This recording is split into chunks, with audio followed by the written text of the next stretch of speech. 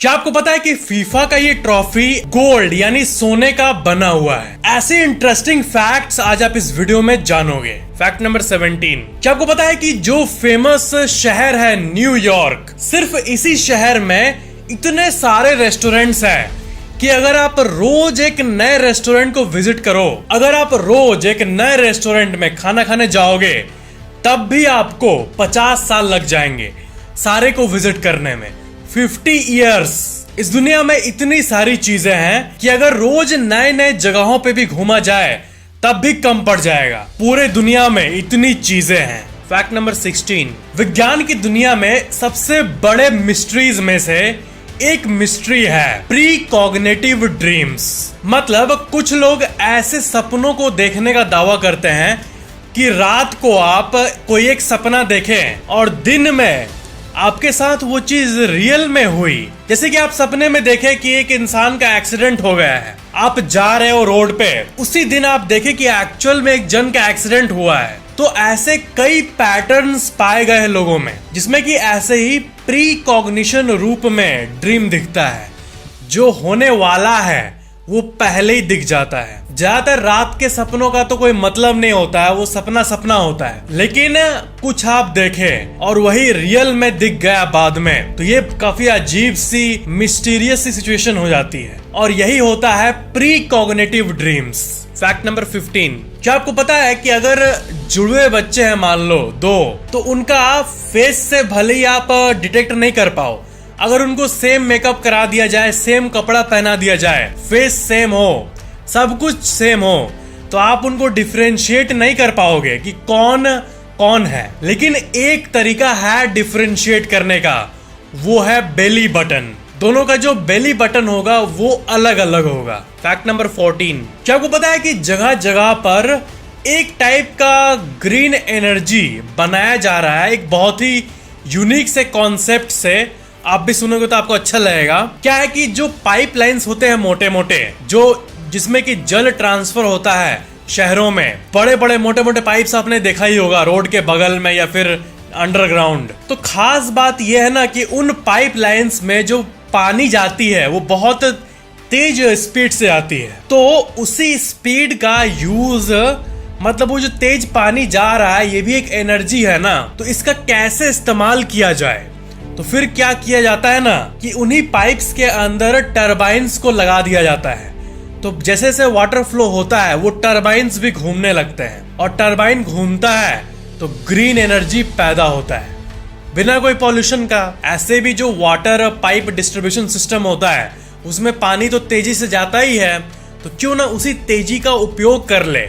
पानी थोड़ा स्लो हो जाएगा लेकिन उससे एनर्जी भी मिल रहा है एडिशनल, और पानी उतना भी स्लो नहीं होगा, बस थोड़ा फर्क पड़ता है, बट टरबाइन घूमने लगता है। इसी चीज से रिलेटेड आप आर्टिकल्स को अपने स्क्रीन पे देख सकते हो कि कई कंपनीज इसी टेक्नोलॉजी पे एक्टिवली काम कर रही है। फैक्ट नंबर 13, आपको पता है ये जो बात है ना कि समय के साथ साथ हमें अपने आप को चेंज करना चाहिए, ये एक्चुअली में ट्रू है। क्योंकि अगर हम ये नहीं करें तो फिर सक्सेस मिल ही नहीं सकती है। इस चीज का, इस साइकोलॉजी का सबसे बड़ा एग्जाम्पल दिया जाता है नोकिया कंपनी को। नोकिया कंपनी जो है वो सबसे बड़े कंपनीज और सबसे सक्सेसफुल कंपनीज में से एक था। लेकिन कहा यह जाता है कि नोकिया ने अपने आप को समय के साथ बदला नहीं, और इसलिए आप देखो नाम ही मिट गया है उसका। तो भले ही कोई चीज कितनी भी बड़ी हो, अगर चेंज नहीं किया जाए तो हर कुछ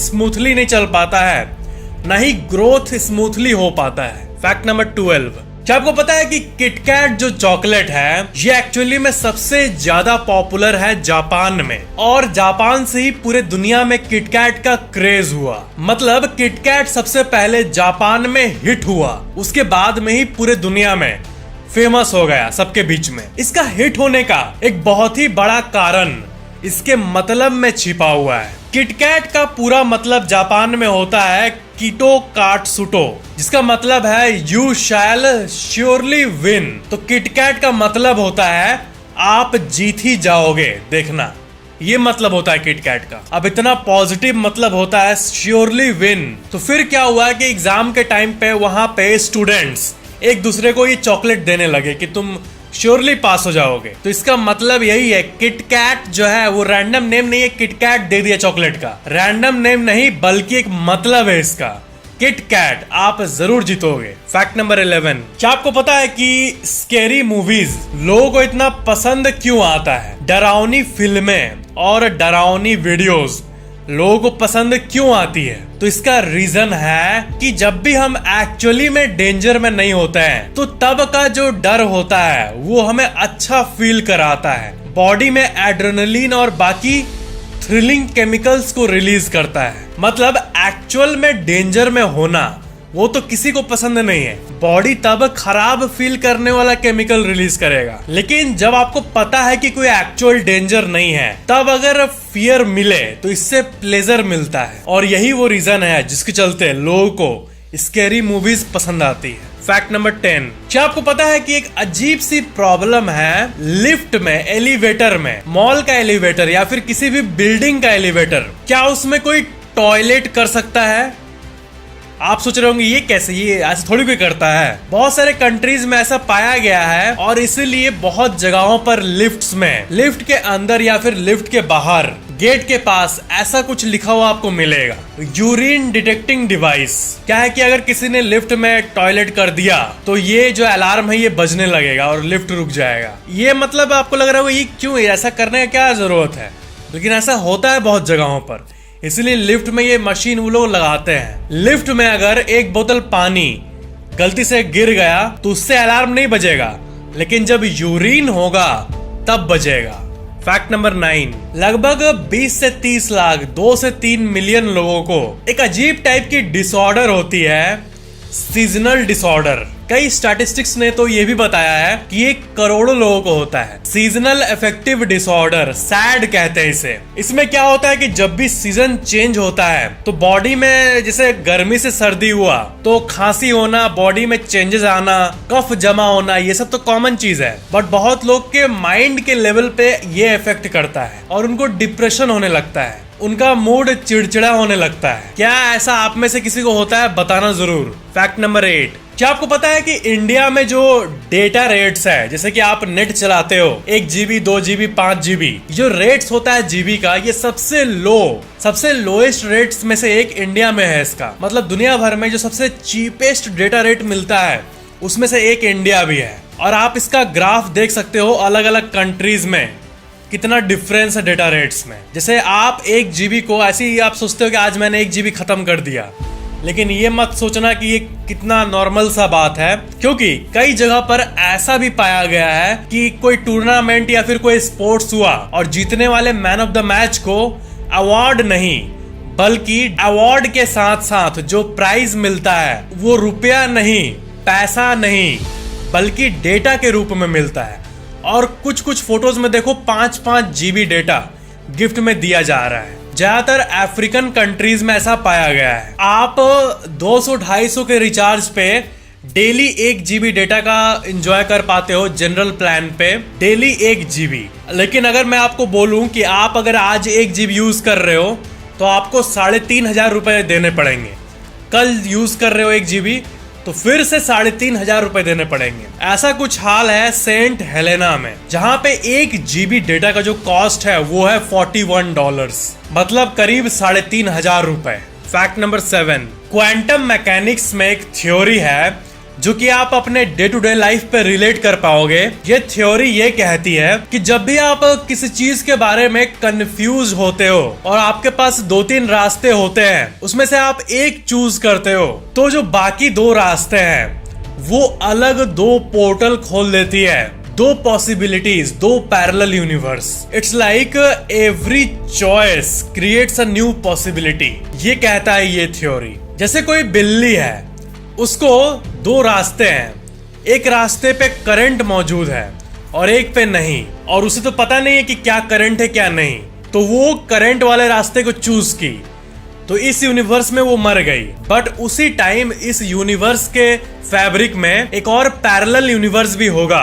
जहां पे वो दूसरा रास्ता ली होगी और वो अलग ही यूनिवर्स चल रहा होगा अभी। और एग्जाम्पल के लिए आपके डे टू डे लाइफ से केस लेते हैं। मान लो कि आपको 3 स्ट्रीम मिले हैं, साइंस, कॉमर्स, आर्ट्स, और आपने साइंस लिया, तो बाकी जो दो आपने नहीं लिया, तो क्या है कि वो जो आपने नहीं लिया वो भी रास्ते बन रहे हैं यूनिवर्स के फैब्रिक में। तो आप इस यूनिवर्स में तो साइंस लिए, लेकिन किसी और यूनिवर्स में आपका कॉपी आर्ट्स लेके कुछ और कर रहा है या फिर कॉमर्स लेके कुछ और कर रहा है। एवरी चॉइस जो कि आप चुने होते, जो आप कहते हैं ना ये किया होता तो क्या होता, वो कहीं ना कहीं हो रहा है। क्वांटम मैकेनिक्स के डिटेल वीडियो का वेट कर रहे हो आप लोग, वो तो मेरे को पता ही है, और उस पे डिटेल्ड रिसर्च और एक्यूरेट रिसर्च और काम चल रही है, आएगी जल्द ही। फैक्ट नंबर 6, टूर का बिजनेस ये बहुत चलता है। आपको तो पता ही होगा कि टूर एक बिजनेस है। दार्जिलिंग आप अगर घूमने जाते हो तो वहां के लोगों को फायदा होता है, क्योंकि बाहर के लोग वहां पे सामान खरीदते हैं, पैसे खर्च करते हैं। तो धरती पे तो टूर बिजनेस बहुत हो गया, क्या स्पेस में टूर कभी संभव हो पाएगा? तो एक्चुअली में वर्जिन गैलेक्टिक, जो कि एक स्पेस फ्लाइट कंपनी है, वो अपना कमर्शियल फ्लाइट लॉन्च करने जा रही है। इसमें क्या है कि कोई भी बुक कर सकता है और जाके धरती को पूरे गोल रूप में देख सकता है, यानी स्पेस का टूर। तो स्पेस टूरिज्म में ये पहली बार होने वाला है और 2-3 कंपनीज में कंपटीशन चल रहा है, बट कहा ये जा रहा है कि वर्जिन गैलेक्टिक कुछ महीने बाद ही लॉन्च हो जाएगा और इसके लिए आप अभी रजिस्टर कर सकते हो, लेकिन लाइव होने में टाइम है इसको। Justin Bieber, Leonardo D Caprio, इन्होंने ऑलरेडी रजिस्टर कर लिया है और कीमत होगी, आप सिर्फ 450 में रजिस्टर कर सकते हो। 450 के डॉलर, $450,000, यानी 3 करोड़ रुपए। करोगे रजिस्टर? Fact number 5, कैपिटोनिम। क्या आप कैपिटोनिम के बारे में जानते हो? कैपिटोनिम वो वर्ड है, जैसे 2 वर्ड मौजूद है, दोनों सेम है जैसे कि आप देख सकते हो, लेकिन अगर इसका पहला लेटर कैपिटल कर दिया जाए तो इसका मीनिंग अलग हो जाएगा।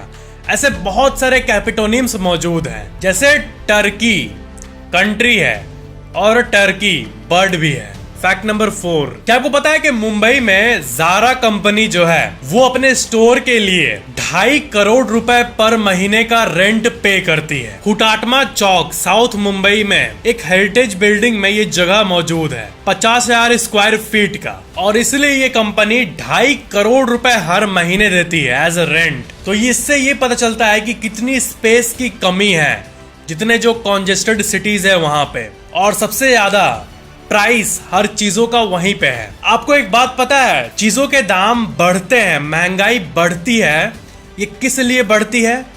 लोगों के पास जब पैसा रहता है तभी महंगाई बढ़ती है। जैसे अगर ज्यादातर लोग सेव करने लगे, पैसा बचाने लगे, तो फिर महंगाई नहीं बढ़ती है। लेकिन जब कंट्री में कैश फ्लो ज्यादा होता है, लोगों के पास पैसा होता है स्पेंड करने के लिए, तब महंगाई बढ़ती है। सबके पास पैसा आ गया, मान लो अच्छा खासा, कोई एक प्रोडक्ट है, मान लो एक फ्लैट है, तो एक इंसान बोलेगा कि मैं 1 करोड़ दूंगा, दूसरा बोलेगा 1 करोड़ मैं 5 दूंगा, 5, ये 5 देगा, दूसरा बोलेगा 10। तो ऐसी कंपटीशन और बिडिंग के चलते चीजों की दाम बढ़ती है।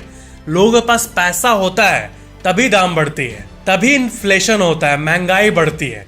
तो लोगों के अमीर होने के कारण महंगाई बढ़ती है, आप ये कह सकते हो, जो कि काफी अजीब बात है।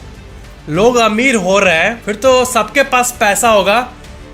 अब सबके पास लाख लाख रुपए आ गए, तो किसी एक प्रोडक्ट के लिए तो सब कोई ही लाख रुपए दे देगा, तो फिर लाख रुपए का वैल्यू क्या हो गया? इसीलिए जो हमारी सेंट्रल आरबीआई है वो हमारे होम लोन और बाकी ईएमआई को और महंगी कर देती है, ताकि हम थोड़ा सेव करें, इन्फ्लेशन को कंट्रोल करती है। और मुंबई में ये चीज इतनी ज्यादा है, लोग इतना पैसा फेंकने के लिए तैयार हैं किसी भी एक जगह के लिए, कि मतलब वो हद से ज्यादा है। इसलिए आपने सुना होगा कि मुंबई में अच्छे जगह पे 1 BHK फ्लैट का भी जो कीमत है वो 1.5-2 करोड़ के आसपास है, और वही नॉर्मल शहरों में 1-1.5 करोड़ में तो 3 BHK मिल जाता है। फैक्ट नंबर 3, क्या आपको पता है कि जस्टिन बीबर जब शुरू में फेमस नहीं थे, तब वो YouTube पे अपने गानों को अपलोड करते थे। लकीली एक रिकॉर्ड लेवल का फाउंडर YouTube पे वीडियोस देख रहा था, तब रिकमेंडेशन में उनको एक छोटे बच्चे का क्लिप दिखा, उन्होंने प्ले किया, उनको अच्छा लगा, वो उनको बुलाएं, और ऐसे ही शुरू हुआ जस्टिन बीबर का कैरियर। तो वो उस टाइम अगर YouTube नहीं चला रहे होते तो आज वो फेमस नहीं होता।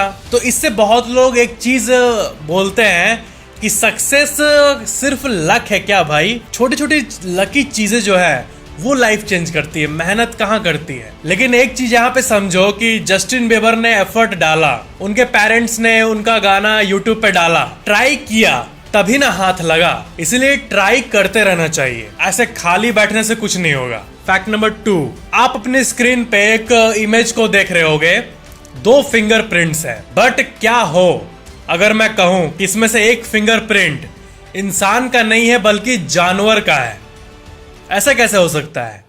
जी हाँ, एक ऐसा जानवर है जिसका हाथ का फिंगरप्रिंट बिल्कुल इंसान के तरह होता है। आप फर्क पता ही नहीं कर पाओगे कि कैसे हो सकता है मतलब। तो कोआला, ये जो जीव है, इनके जो फिंगरप्रिंट होते हैं वो बिल्कुल इंसान की तरह होते हैं। और इसमें से जो आप ये साइड वाला फिंगरप्रिंट देख रहे हो, ये कोआला का है, न कि इंसान का। फैक्ट नंबर 1, क्या आपको पता है कि जो फीफा का अवार्ड होता है रियल वाला, वो कॉपी वाला नहीं जो फैंस लेके घूमते हैं, रियल वाला जिसकी कीमत है $20 मिलियन, यानी 144 करोड़ रुपए। क्या आपको पता है कि इस साल का जो फीफा था वो सबसे एक्सपेंसिव बजट वाला फीफा था? कतर ने लगभग $300 बिलियन यानी 24 लाख करोड़ रुपए खर्च किया इस वर्ल्ड कप को ऑर्गेनाइज करने के लिए। 2018 में जो रशिया में हुआ था उसको ऑर्गेनाइज करने के लिए सिर्फ $14 बिलियन खर्च हुआ था,